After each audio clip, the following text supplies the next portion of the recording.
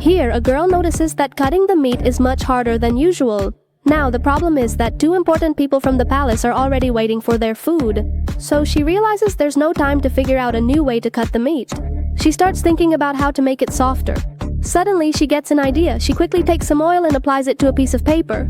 After that, she cuts the meat into small pieces, wraps them in a leaf, and then rolls the whole thing in the oiled paper, getting it ready to be cooked. But should she just fry it as is? Since that would take too long, she decides to boil it in hot water to speed things up.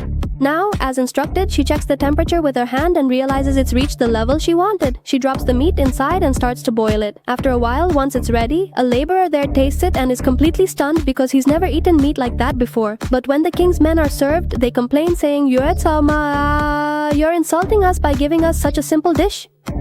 Hearing this, the governor who owns the place gets angry and calls everyone from the kitchen. At that moment, the two men note that they themselves haven't even tasted the dish yet.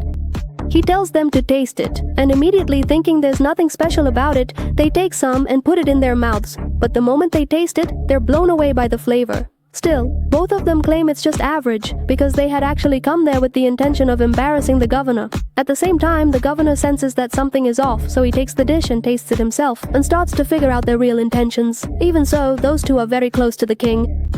They tell the governor to keep quiet and order Lin to be killed for speaking against them. Immediately, Lin starts screaming in fear. Suddenly, it seems like someone is coming. To everyone's surprise, it's the king himself who has come into the governor's house. After learning about everything that happened there, he says he wants to taste the dish himself and asks for it to be brought to him. Still terrified, Lin serves the dish to him. As soon as the king puts it in his mouth, his hands start to tremble because until then, he had never tasted such delicious meat.